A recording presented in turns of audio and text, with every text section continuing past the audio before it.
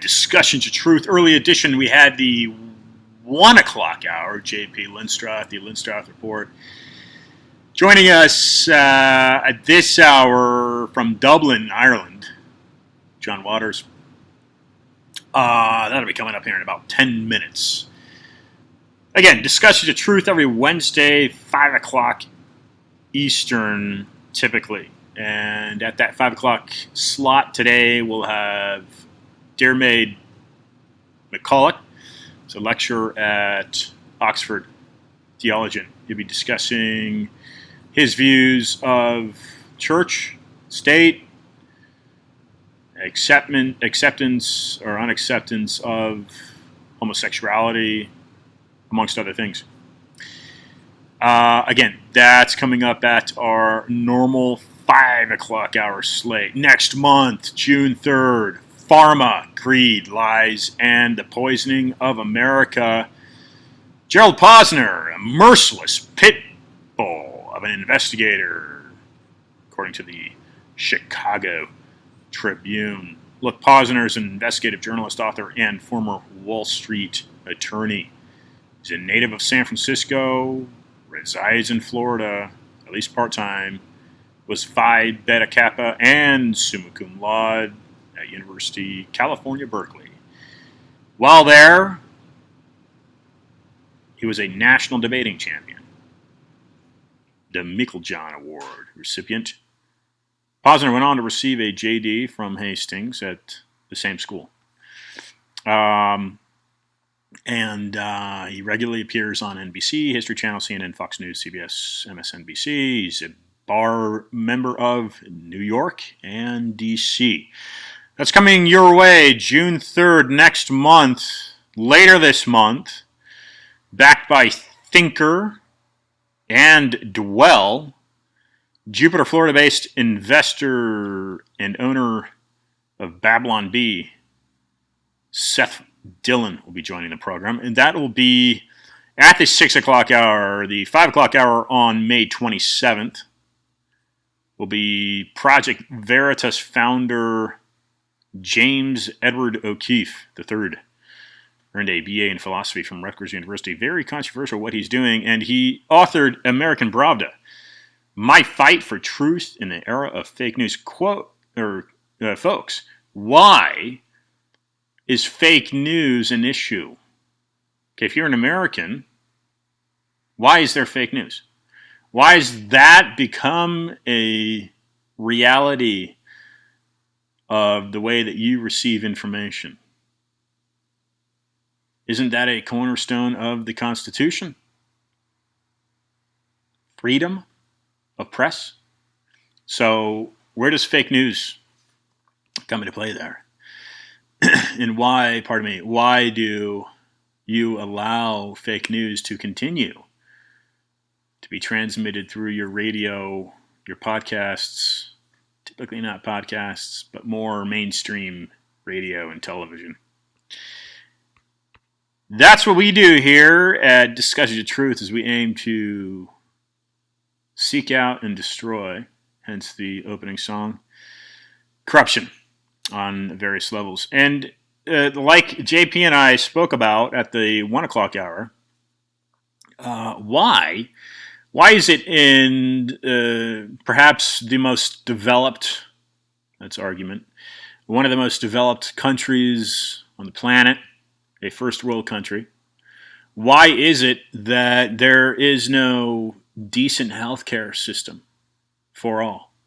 Neighbor to the north's got one. UK's got one. It's a bit archaic, isn't it? in thinking and policy.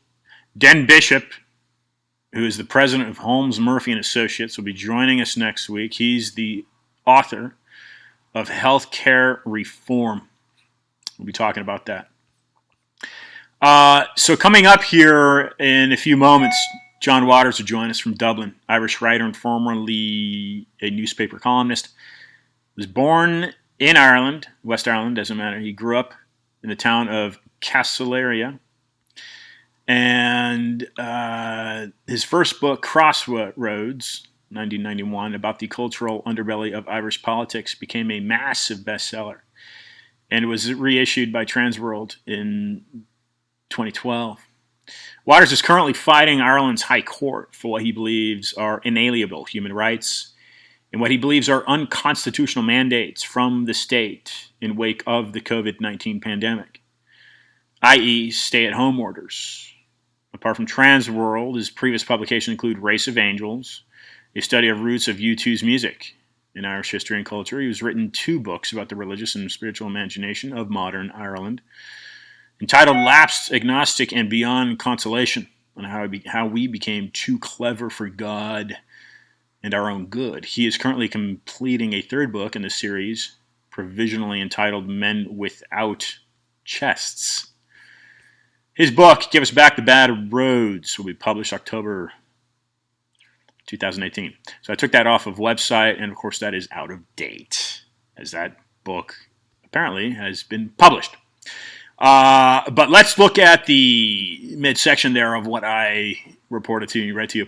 And by the way, I'm not a journalist and I'm not a reporter. I am simply a American citizen who started this program going on 4 years, 3.5 years ago.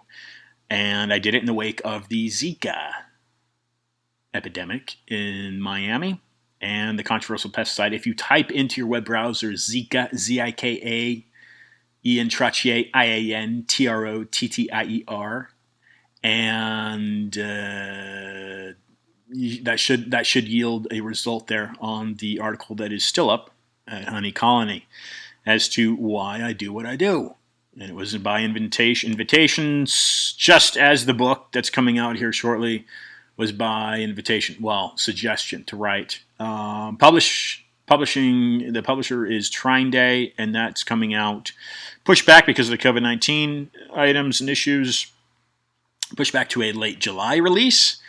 Was scheduled here for April, but that's been pushed back. Last week, Doki Fassian, she's an international human rights expert and part of the staff for Reporters Without Borders for press freedom. Is what she does, based out of France, but she's in New York, I believe, or at least D.C.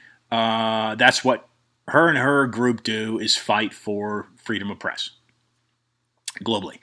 She joined us last week, and that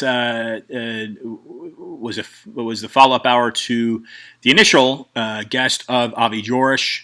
He's an entrepreneur and Middle East expert. He's a senior fellow at the American Foreign Policy Council and founder of IMS, a merchant processing company that services clients nationwide. Just a phenomenal discussion we had with Avi last week. His work has been published by New York Times, Wall Street Journal, Foreign Affairs, Forbes, and others. And his current book, Thou Shalt Innovate, How Israeli Ingenuity is Repairing the World. Paraphrase. So we had a great discussion about what's going on in Jerusalem and Tel Aviv, and basically how they've set up their culture to spawn creativity and set up their next generations for accepting failure to lead to success, if you will. The week before that, we hosted Robert Spalding. He's a U.S. Air Force Brigadier General and pilot of the stealth bombers. He discussed briefly his book, Stealth War, how China took over while America's elite slept. So just a phenomenal discussion we had with him, and gearing up here in a few minutes to receive John Waters onto the program. I want to briefly very briefly run by you. It's not, if you go to my website, iantrottier.com, what I do there is I compile articles, publications, all available, no cost to you, simply because I get my findings out there. And that's really the nexus of why I do what I do, is to educate those who listen to me and read on me. And it is, again, I believe in an inalienable right. Excuse me. So anyway, what you will find when you go to iantrottier.com, INTROTTIER.com, click on the articles tab, and you'll find work by, for instance, Anthony Sutton, amongst many others. He was a former Stanford Hoover Fellow and began really reporting on what would be considered as the deep state. And the deep state are basically the financial reins and strings that puppet the U.S. government. Yes, this is actually happening. Yes, would be accurate to say that they do not support the U.S. Constitution because it is an international banking conglomerate, and that would be basically my interpretation of what the deep state is. But here, so this is what's interesting here. I'm speaking English, and it's not native to what we know as North America. It's not native to any part of either one of these continents. English, of course, is from England, where most of the founders of this country that we know today, of the United States, hailed from, if you will. And it's certainly what the Constitution is written in. There was an independence gained against England, isn't it? 1776, July 4th. Isn't that why Americans celebrate the Independence Day? It was a liberty against the British monarchy and military. However, what's interesting is George Washington. Now, there were other presidents, continental presidents before him, but he is the first officially recognized president of the country known as the United States of America, or rather the Corporation of the United States of America, right? So what's interesting here is he owned shares during the American Revolution of the Bank of England. This is supported by research out of a Harvard professor. Yes, I will repeat because it's important to re-listen if you didn't catch it first time. George Washington is known to have owned shares in the Bank of England during the American Revolution. So you might step back and say, wait a second, why would he be owning shares of a bank of an enemy's bank or institution? Well, because the Bank of England doesn't represent the people of England. It doesn't represent the military. It represents the people that control the military, which those peoples are not British. They're sovereign. They occupy land known as Britain, but they are sovereign to that country. This known as the Corporation of London, a Roman mechanism per Ronan Palin, former guest on the program about a month ago, out of London, an economist. Okay, so very interesting to look at. Pardon the static. And but I will further, before we be drawn on, because I know he's waiting in the wings here.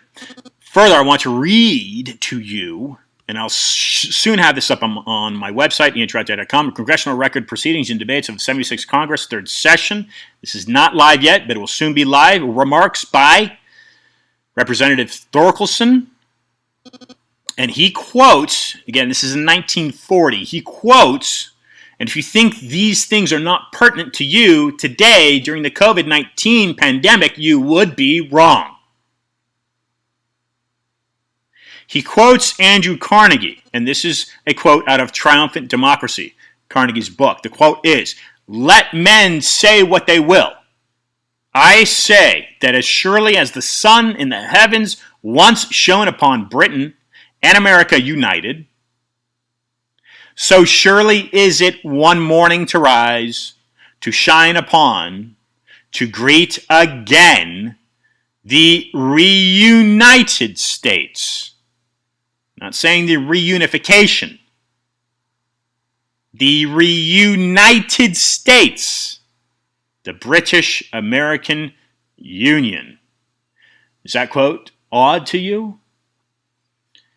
I hope it is, because that should lead you to investigate and research and act, and perhaps, yes, to question the existence of the Federal Reserve Bank of the United States, which is not federal and does not represent the Constitution. From everything I know, I'm not a legal analyst, I'm not a legal voice, simply a U.S. citizen doing research, but the Federal Reserve is not federal, it's a private central bank. Thread the needle. Okay, bringing on John Waters right now. You've tuned in to Discussion to Truth, and I am host Ian Hamilton Trottier. Bring him on via Skype.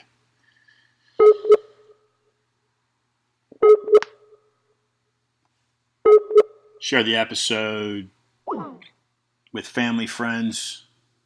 Okay, he's not online. Hold on a second. Let's see. I'll try him back. Just spoke to him yesterday, so I know he's waiting for it. He's expecting this. Ringing in John Waters again. Okay. He's not online. We're trying to Skype him in. And let me briefly shoot him a quick message, as we did connect yesterday, so he should be expecting me. Okay. Wait for his reply. Again, John Waters is currently he's currently battling the High Court in London, because his and so this is an interesting take, right? Because we had a special Lindstrath report today at the 1 o'clock hour. You can catch that on Apple Podcasts. You can catch that at anchor.fm. Catch that on Spotify. Again, just like all of my previous episodes, they are all available online. Okay. Let's see here. Let me recollect my train of thought here, and see if I can shoot John an email in case he's on his email, and then I will get back into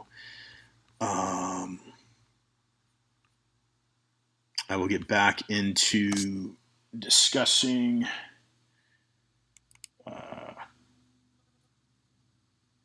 One second here. Thanks for your patience.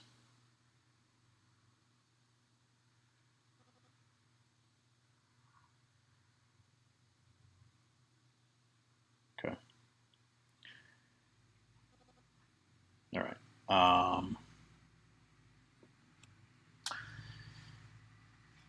So with JP, now JP's got a PhD from Oxford. He teaches at a couple different institutions in South Florida, one of them being Barry University. Yes, this happens to be the same school that Shaquille O'Neal earned a doctorate from. JP did not study at the school. He instructs at the school. He did, again, to repeat, receive his PhD from Oxford. He's also a Fulbright scholar to Brazil. And JP's angle was, I think, a common angle. In order to fully reopen the economy, we've got to have mass testing. One can be carrying the COVID-19 virus, not even know it. A local store to where I'm at is testing its employees, are taking their temperature. If the temperature is too high, they're not permitted to work that day. The current administration in the White House has now begun to almost ignore the pandemic and refocus on the economy. Now, Robert Kennedy, who I've reached out to, an invitation to join the program, I understand, has recently joined the Trump staff. Here's the argument. And again, JP saying, hey, look, it's a virus that's killing people and people should be tested. Okay, hard to argue with that. Very hard. It's hard to argue with that. Again, this is all included in the Lindstrath report that was recorded earlier today at the 1 o'clock hour p.m. Eastern Standard. The opposing view to that, of course, there are many. But the view embraced by John Waters, as we're waiting for him to become available, which we hope he certainly will become available. He and I just corresponded yesterday. It is possible something has come up. It's fine. The view from John, for instance, in Dublin is self-isolation should be a voluntary measure. Whereas if you feel that your immune system is at risk of contracting the virus, then you should voluntarily restrict your physical involvement in and with and around, in and with around, interesting sentence, others. So to demand from a government standpoint that you have no choice and are mandated to not leave your house is a violation, John argues, of constitutional rights. This is in Ireland. We're seeing extremes taken in the United States, of course, where we have protests, and we addressed this earlier with JP, in Michigan, where folks are showing up to rallies armed with guns, self-defense mechanisms, weapons. That's an extreme, because nobody wants violence. Who wants violence? The argument, of course, is, well, violence makes people money, so wars are deliberately created. Hard to argue with that. So that certain corporations cash in. A disgusting reality. Yes, it's quite possible this is true.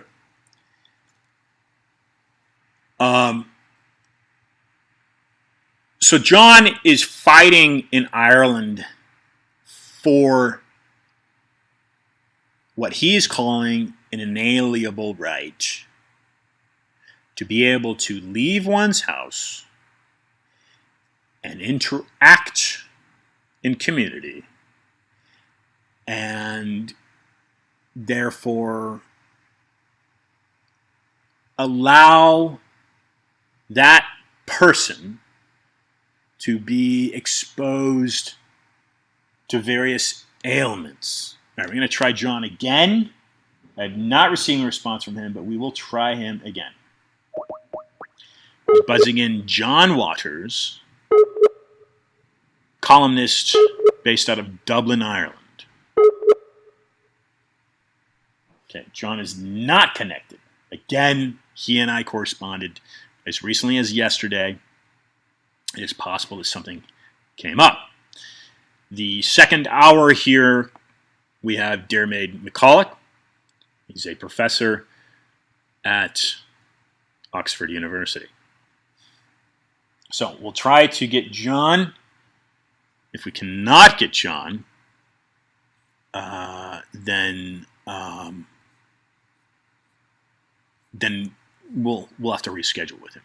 A la Bandy Lee, Yale professor who has written a book criticizing the state, the mental state of Donald Trump. And we've had her join the program. Unfortunately, we've had to reschedule. So that'll be coming back up. Let me get back into, while we wait, John. Hopefully we can get a few minutes with him today. Let me get back into the congressional report, Proceedings and Debates of the 76th Congress, 3rd edition. This is just it's really remarkable. So put yourself into the mindset of a couple different things. But one, let's just go with this narrative of fake news. So why has news become biased? Okay, because it's profiting certain corporations, and certainly you turn on Fox News and it's way far right. It's just like disgustingly far right. It's like, oh my gosh, seriously, like whoa, right? Okay, hopefully that here we go. Okay, we've got John and ringing John in right now, and I try to get back to this congressional report. Here we go, John Waters. Dublin, Ireland. Hello? John, Discussions of Truth, it's Ian Trottier. Sorry, I must have miscalculated the time because I thought we were 6 hours between us, but apparently not. Not a problem. I'm glad I was able to reach you. John, it's a pleasure to have you join the program, and I know what you're doing for human rights in Ireland, and I'm hoping to amplify your cause. Would you please give listeners a brief introduction to you and what you're doing, and then I'd like to get into it here. Okay, well, I was a journalist for many years in Ireland. I worked for the Irish Times for nearly 25 years. I was a columnist with them, and I've written 10 books, mainly about Ireland, Irish history, essays about different aspects of politics and culture and spirituality, I suppose, or religion. I used to be a playwright. I haven't written a play for quite a few years now, purely because I've been immersed in this, I suppose, battle, which I didn't realize I was involved in for many years against certain forces, which become more and more clear to us as we go on. And so I have this, I suppose, habit of finding myself, while on the one hand wishing to kind of withdraw and, sit on the porch and listen to the radio, life seems to have other plans for me. So now I find myself in the midst of a constitutional battle here in Ireland because of the lockdown, which I think is, definitely, obviously is a global event that seems to have a common pattern. But nevertheless, in Ireland, it seems to have a pattern which relates to a series of events that have been going on here for quite a few years, certainly intensely in the past decade, which really relate to our constitution, our fundamental rights, and the onslaught on them from all kinds of forces, including, corporatocracy, mainly from America, the European Union, the United Nations, the LGBT global elite, who are trying to basically, I think, transform family understandings and family policies in many countries, but Ireland, being a small, previously Catholic country, seems to be a particular target. And so these battles are sort of converging in this present one, I think, which seems to be a real power grab of the most fundamental rights of citizens, and essentially an attempt to overturn the idea that we are all free people who do not take our rights from the state or our freedoms from the state, but are given them from elsewhere, from God in our constitution in Ireland. And that's really, I suppose, what brought us here. John, great, well said, and I commend you on your fight. There's obviously we've now got a global fight in this regard, which is not isolated to any one country, but perhaps the isolation can be made through various economic mechanisms. I'm not sure what angle you've gone through in that regard, but let's look at exactly what you are fighting for in Dublin, and that is the human right. If I understand this correctly, and definitely correct me if you would, if I'm wrong, but you are fighting for, and this is with the High Court in Ireland, you are fighting for the human right to not be locked down due to the COVID-19 threat. Is that correct? Essentially, yes.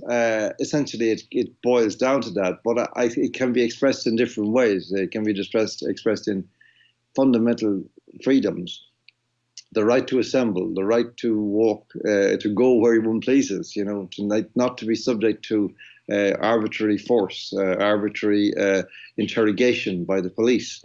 The right to earn a livelihood, the right to religious observance, to walk into a church. All these rights have been summarily taken away, and you're right in the sense that there is an economic dimension to these things, because we're now looking down the barrel of a serious hurtling towards a depression of possibly unprecedented scale, and that will have all kinds of consequences, including economic consequences, which will eventually end in human consequences in terms of human life, human livelihood, the capacity of people to maintain their homes, all kinds of consequences, which, as we say, will result in what in America is known as deaths of despair, which is not a concept we have arrived at yet, although of course we have those consequences in particular contexts: suicide, self-destruction, alcoholism, drug addiction, and so forth. And the misery that will attend to this will be immense. And there has been no calculus, as part of our point, prepared or presented as an alternative to the alleged attempt to save lives from COVID-19, which increasingly becomes threadbare as one sees that the figures on a global basis are being falsified through spurious certification, and that the tests are not reliable for COVID-19. And all of this seems to converge on one thing, this one word now, which is coming up again and again and again. That word is vaccination, vaccines. That whereas in the beginning we were told that the object was to flatten the curve, and then we would have our freedoms back. And then it was something else. It was that when the rates of infection reduced and the death rates reduced, we would have our freedoms back. All these things have happened, and we still have not had freedoms back. And what I find in court is really quite frightening in a way, because what I find is that we face an establishment, an implacable establishment, which I'm sorry to say seems to include the judiciary, which we thought would be the arm of government that was going to rescue us from these things, in which they don't seem to be aware of what's happening, or indeed to attach any great significance to it. It's an amazing thing. People put questions to me, and I've had questions put to me in the past week from the judge. Well, what would you do in this situation when faced with an epidemic, faced with the kind of projections that the government was faced with, the government of Ireland and indeed the governments of other countries? And it seems the implication of that question is to say, well, of course, it's justified to lock up people. And for a moment, you're following this thread of logic, and you're saying, and then it occurs to you, no. There's no question that in any context like this, you can take away fundamental freedoms. That is not an option. Of course, medical options are necessary. Medical initiatives to quarantine infected people, potentially vulnerable people, all of this. None of that, by the way, was done in Ireland. We have most of our deaths now are in care homes, nursing homes, 60%. And nothing was done to fence these off, to create a particular set of protections in these. Whereas the healthy people going about their business, law-abiding people, were imposed upon in this spurious, untested system of social distancing, which is causing untold psychological and I would say health damage to many countless people in many countries all over the world. Yeah, you got some great points there, John, and I want to, just because I want to bring into the conversation something I'm not sure if you're aware of, but going off the vaccine angle to this. Now, there's the opposition of, hey, people should be locked down because other people in the grocery store or the postal office or the bank may be carrying this virus, and if they're not wearing masks, then I might be prone to getting the virus. And I even though I'm wearing a mask and gloves, it could still pass on to me. So there's this whole kind of fear factor and threat of being exposed to carriers that are carrying, and even if they've tested negative, they're still carrying it. It just hasn't been developed. So there's all types of different kind of in-depth angles to this. But drawing out the vaccine angle, because as an American, we've got Bill Gates here, one of the wealthiest men according to Forbes on the planet, and a computer engineer. Yet he's inserted himself right into the conversation here of this health pandemic. And he's calling for vaccination. So what I want to insert at this point, and this is by my research, John, according to the World International Patent Office, Microsoft has filed a patent, and it's been published now. It's been granted to actually. So again, we go off that economic angle. They own a patent to run a cryptocurrency system that mines microchipped human beings. So there again, if you insert the vaccine issue, then it seems that there's a push to mandate vaccines on some level. Certainly, stateside, California has mandatory vaccinations for public schools. I believe New York does as well. What are your thoughts in regard to that angle, John? Well, in some way, it all sounds very kind of sci-fi, and in a certain sense, one recoils from even entering into this because it seems so like dystopian and dark that it cannot bear any relationship to the lives we've lived up to now. And in Ireland, as you can imagine, like we are still in a kind of a trajectory from a country that was deeply Catholic, deeply nationalistic, mystical, mythological, and yet we are plunging into this world which is uncharted and it seems unchartable. And having said that, I'm well aware that the capacities of technology are escalating at such a rate of knots that it is almost impossible to control them and indeed to monitor them with any kind of ethical program. And there seems to be this complete now mismatch between the scientific capacities that we have and the ethical capacities we have in order to check and balance these. Now, when you move to somebody like Bill Gates, you get an entirely different kind of feeling about what's going on. Because, the first question that comes into my mind is, well, who is Bill Gates? Well, he makes computers or something. I don't know. So what? Fine, make computers, Bill. Get out of my face. Right.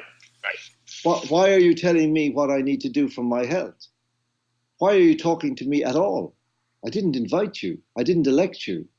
And this is something it seems that I don't think we've really cottoned onto yet, that we have actually already the beginnings of a new, not just aristocracy, but a new royalty who assume power by virtue of wealth. And from that position of power begin to dictate the most intimate aspects of our lives to us without any mandate of any kind, without invitation from the public, from the people, purely by virtue of wealth, power of wealth, that each billion is like a vote from somewhere that entitles them to speak and entitles them to intervene and entitles them to impose. This is something radical and new. When you think about it, that I think it is the case now that three men, Warren Buffett, Bill Gates, and who's the third one? Jeff Bezos. Between them, have as much wealth as the rest of America put together. Think about that.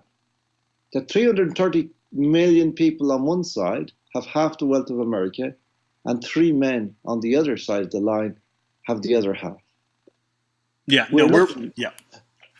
big trouble here, Ian. We're in the most extraordinary trouble here at a global basis, because everything that we had in terms of an ethical understanding of reality seems to be slipping at a terrible rate. That there seems to be no sense that it is now possible to contain any of this. I've noticed this again in court during the week, from certain responses. I don't know if judges are aware of this, or conscious of what they're doing, but the responses you get when you actually draw attention of the judge now to something illegal, the response is a prevarication, as if to say, well, when I'm talking about illegal, I'm talking about illegality on behalf of the state, or an imposition on behalf of the state on the people. There's always a prevarication or an excuse offered, as opposed to what one would expect from a judge, which is outrage that the law is being broken and that the Constitution is not being upheld, and excuses being offered, mitigation being offered, which is not the judge's job if the system is working correctly. So I am sorry to say that I'm more and more pessimistic that short of a major awakening in the world by the people and a rapid re-education of the people by themselves as to the reality of what is happening and what is there to be taken away from them, how it works, how it can be put back together, how they can reclaim it, I think that we will end up in a really serious form of totalitarian despotism before very long. John, in Dublin anyway, and again, I think the fight that you're fighting is very commendable, and I happen to agree with you in that a mandatory lockdown is again, in my view, a violation of an inalienable right. In my opinion, John, we are all human beings and we are all entitled. Unfortunately, our governments and physical boundaries don't allow that all the time, but we are all entitled to share this planet equally. But John, in Dublin, what have you found to be your largest obstacle? Whereas if we go to these wealthy and powerful corporations that are strangling the middle class, if you will, or the average human, because of this power created by this wealth, what is the challenge in Dublin that you find you're facing in your battle? Have you been able to identify?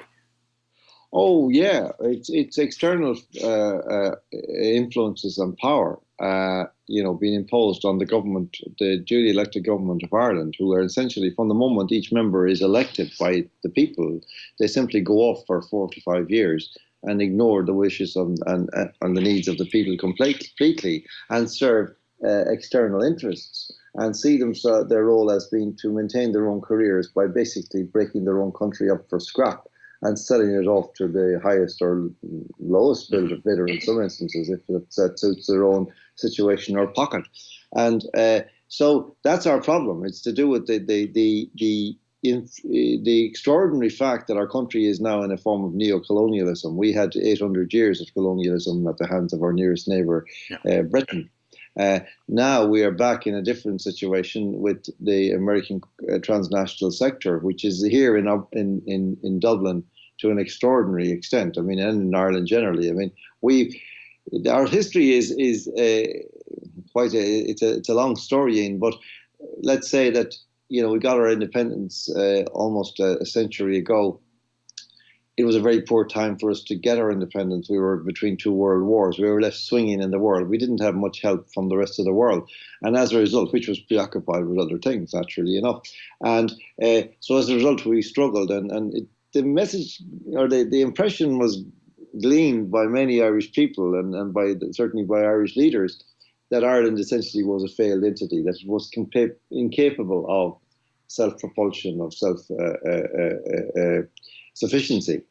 And so in the 60s to 70s, this new policy was evolved, which was foreign direct investment, which was essentially that instead of actually trying to imagine a way that we might live by our own lights, we chose to give to make ourselves dependent on transnational corporations, starting with the chemical industry, which has been, Ireland is one of the biggest producers of drugs in the world, even though no Irish person really knows anything about drugs in that sense.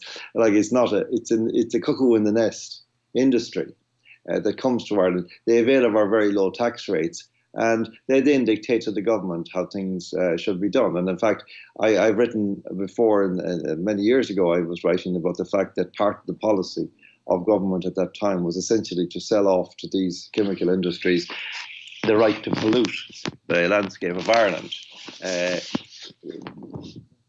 Government factor, absorption capacity, these concepts were actually actively flogged, sold to outside interests. The pristine landscape of Ireland was offered to them. They more like the terms that, well, you can come to Ireland, you can pollute to your heart's content, and nobody will notice for a very long time. So be our guest.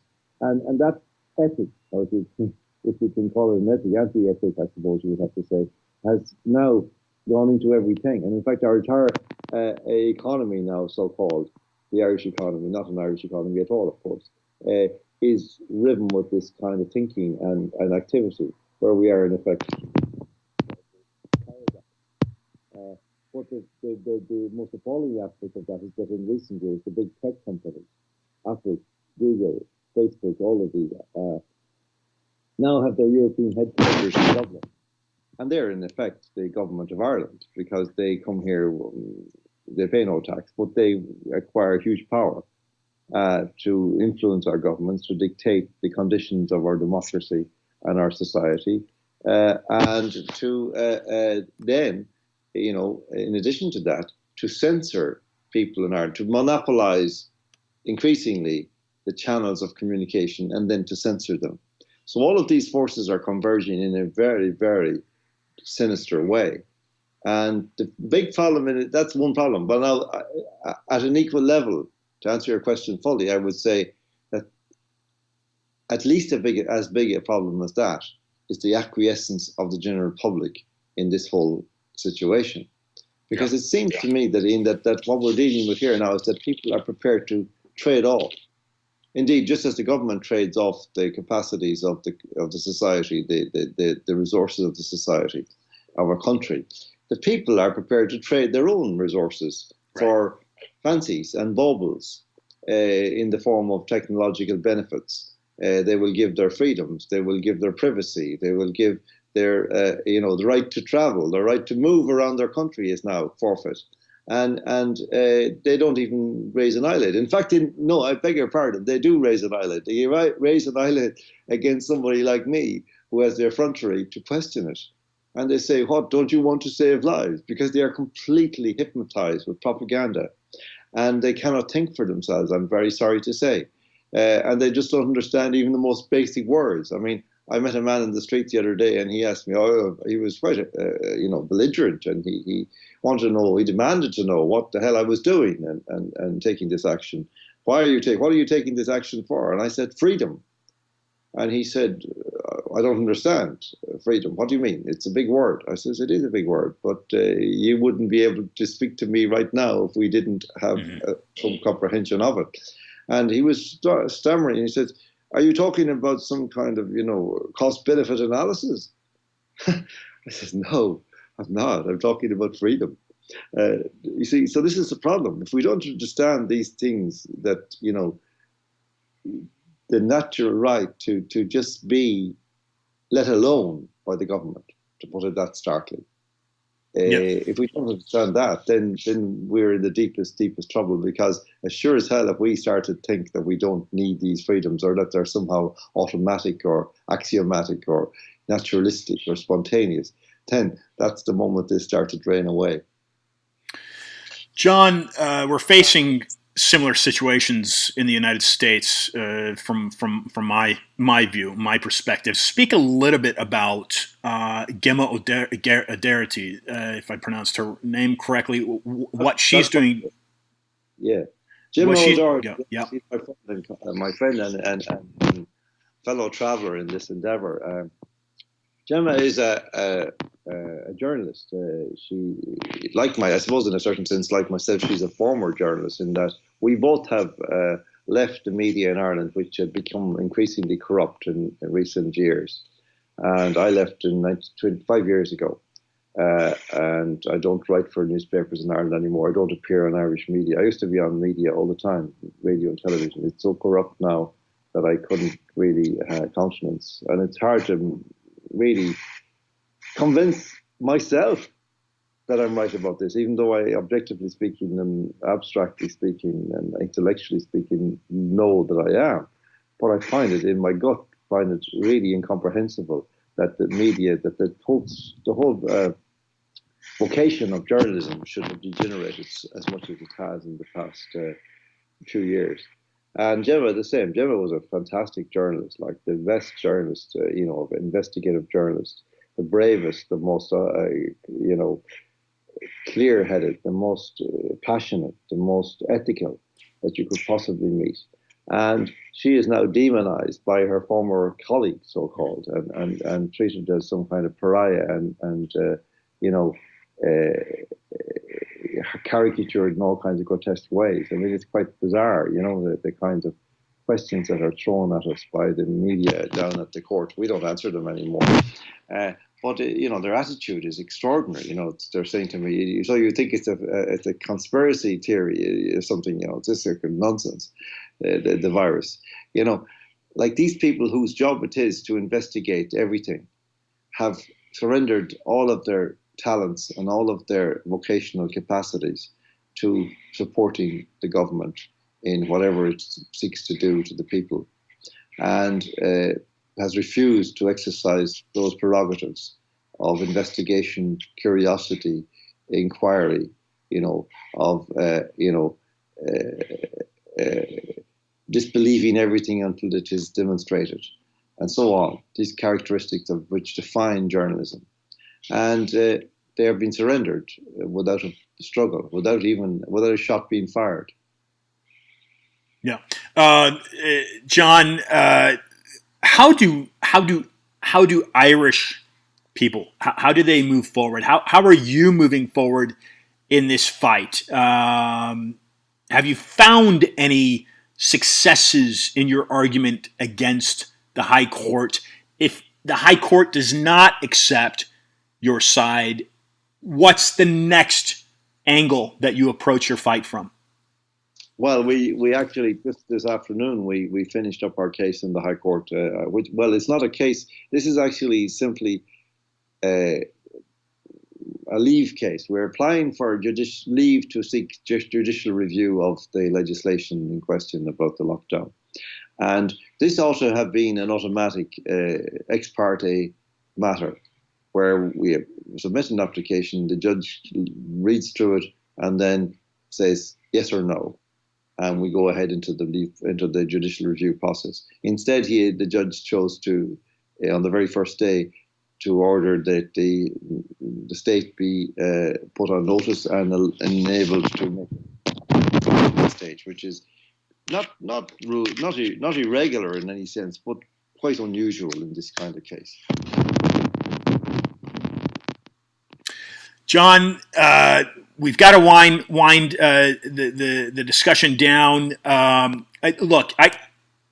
If there's in the United States, we're dealing with something that's similar to you. We've got this mandatory lockdown. Some of the states, Florida or Georgia rather, they're easing and unfolding some of these various phases to try to get the economy back going and people back to regular life.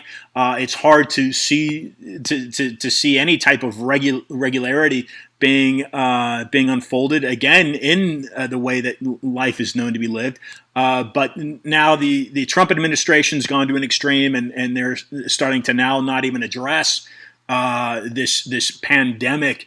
Folding back some of the layers, one of the arguments stateside is, again, channeling economically. Okay, why does a guy like Bill Gates, who's a computer engineer, why is he now inserting himself into a health crisis, or rather health question? So that feeds back to, well, likely for money, right? Likely for economics. So peeling back some of the layers in the United States, then one compares the U.S. Constitution of 1776, Article 1, Section 8, that is putting into question the economic organization of the Federal Reserve. Again, this is in the United States, and saying, hey, is that really constitutional? If it's unconstitutional, then perhaps some of these corporations that are causing this corruption and causing this facade and confusion with people, that could be a possible root of the problem. If that is a narrative that could even be accurate to help explain why a guy, like you've said, Jeff Bezos, is concentrating so much on the development of artificial intelligence, and Bill Gates, and of course, former company Microsoft, investing in cryptocurrency, which really, in my view, is this basic kind of economy based off of a digital air. I mean, there's no real substance that we know earthly that would support cryptocurrency, at least not that I understand or know. So therefore, you've got this Federal Reserve System, which again, what is it relying on fundamentally to support itself if it's not part of the U.S. Constitution and representing the people? Is there anything like that might be happening to be controlling the reins of the judicial system in Dublin? I'm afraid not, Ian. No, we're a long way from anything like that. In fact, we have been greatly encouraged by some of the life we see beginning to rise up in America against this lockdown, and to see through it, and to see that this is actually almost entirely fraudulent in terms of the fixing of figures and the fixing of, the entire narrative through propaganda and essentially, lies, really. That this is a grossly exaggerated situation, as increasingly emerges in Italy and other places, where now we had a leading politician in Italy in the last 24 hours, attacking his colleagues in Parliament and saying the entire thing virtually was fraudulent. So in Ireland, we're a very long way from that. People are so completely duped by the propaganda. The state broadcaster is essentially, it's the Pravda of our country now. It's very hard to combat that, and that's what we're doing, Gemma and I and others. We're trying to basically engage in not just in a process of legal litigation, but also a process of education of the people using these processes, using litigation, using the case. Because in fact, our greatest hope from this case is not necessarily winning the legal argument, but actually alerting people to the fact that something big is going on, and that they need to start to pay attention to it. John, incredibly well said. If you would take a moment, please, and leave listeners with some closing thoughts. Well, I think that we really all have to, in America and Ireland, start to think together insofar as we're beginning to awaken to what's happening, because our world is essentially being taken away from us. And by that, I don't mean us, me, you, Ian, I mean our children, our children's children. Unless we awaken now to what is happening, the world in which our children's children will be born into, or their children, will be so horrific compared to the world we lived in and were given by our parents and grandparents, that it will be unthinkable to us now. We won't be able to imagine the conditions that we will inflict on posterity unless we take a hand now to reclaim the instruments of democracy, of government, of public freedom, of public conversation. All of these instruments which are so vital to the freedoms that we take for granted. That's the terrible thing now about the modern world, that this technological revolution that we've experienced in the past 2 decades has given the impression that we are wholly free in some new mystical way. Yeah. When in fact our freedoms in all the old ways are being eroded, and their erosion is not being noticed because they have been taken for granted. And so what if we have to stay in our houses, that type of attitude? Sure, it won't kill us. Well, yes, maybe you can do that for a few days, and maybe you can do it yourself if you want to. But if you're being told by the police that you can't come out of your house, is that not an entirely different matter? People don't seem to see this distinction. I have no problem with people locking down in the sense of, social distance and all that, if it's voluntary. Right. And why shouldn't our governments have the capacity as democratically elected bodies to ask us politely, would we please do certain things? And maybe we might agree in the interest of public health or the common good or whatever it might be on whatever occasion. But to say we should use state force, state coercion, state duress to force you to do things without asking you politely and punish you in the most extreme way through imprisonment, through heavy fines if you refuse. In some cases in Ireland, I saw pictures extraordinary from India where police officers were beating motorists on the roadside with canes because they refused to comply with their demands. Wow. This is unbelievable to us. And it's even particularly worrying to us because our Prime Minister is actually one generation removed from India. And we wonder if this will be next, if we let him continue in his now 3 months sojourn, unelected in office as a caretaker administration, having been booted out of office not once, but twice in the past 5 years. Ladies and gentlemen, John Waters fighting for your inalienable rights wherever you are around the globe, but certainly in Ireland, Dublin. John, thanks for joining the program. Looking forward to inviting you back on. Thank you. I very much enjoyed it. Thank you very much. I'd love to come again. Thank you. John Waters. Folks, look, John said some beautiful things there. Some great things. How do you feel about that? And coincidentally enough here, do you feel? So again, there's the issue of how much fear has... Look, go to stopmassmedia.com. And there you will find a Swiss graph that shows in the United States how mass media, your major media outlets, have become monopolized.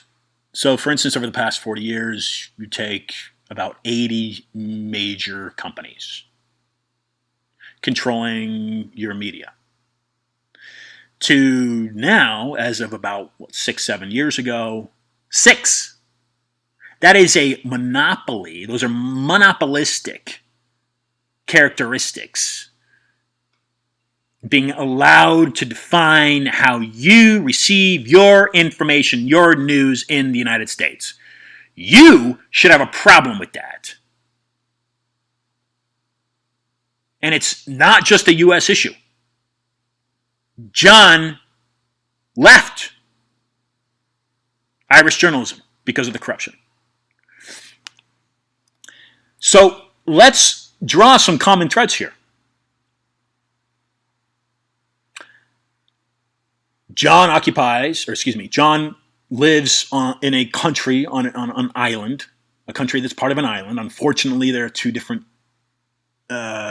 geographical governments on that island, but he lives on an island that is simply a few miles away from the origin, basically, of the language that the 2 of us just conversed in. That would be English.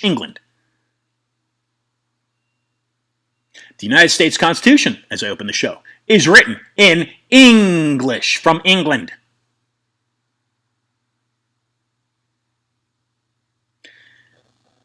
If a guy like Bill Gates is so grossly wealthy compared to the average person, and he made his money from computer engineering, why is he inserting himself into the health conversation? Well, of course, for money. You think he cares really about the longevity of the human race? Think so? I think he cares about himself, in my opinion, himself and his family and his kids and his future generations would be my guess. Okay, the man inserted himself as a career at Harvard studies to develop computer software. It's not like he joined the Peace Corps out of high school because he wanted to fight for human rights. It's not like he became a doctor or researcher, scientist to study to try to find a vaccine for cancer or a cure for one of the diseases. He didn't do that as a teenager, folks. If he really,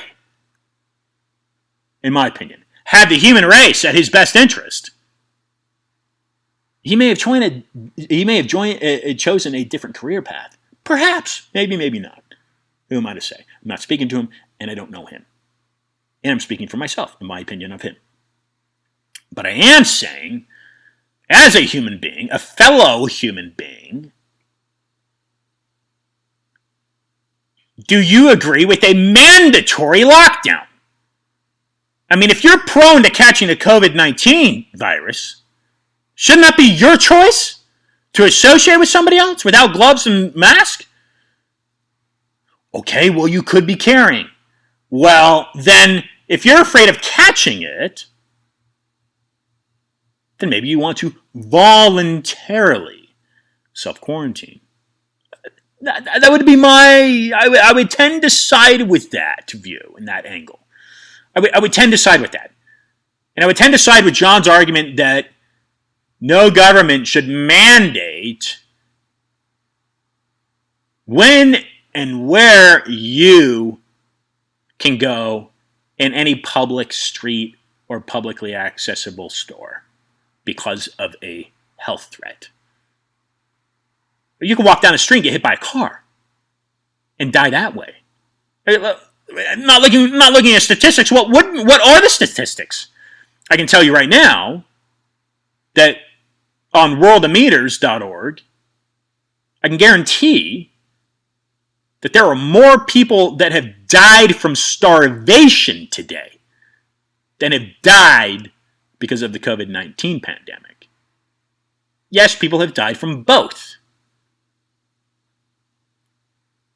But if an individual is mega wealthy and concerned about the longevity of the human race, perhaps buy people some food might be a better option than trying to mandatorily vaccinate and microchip and digitally certify people. Just a thought. This has been Ian Trottier for another discussion of truth. I will be back in about 2 minutes, actually, to bring on Dear Maid McCullough.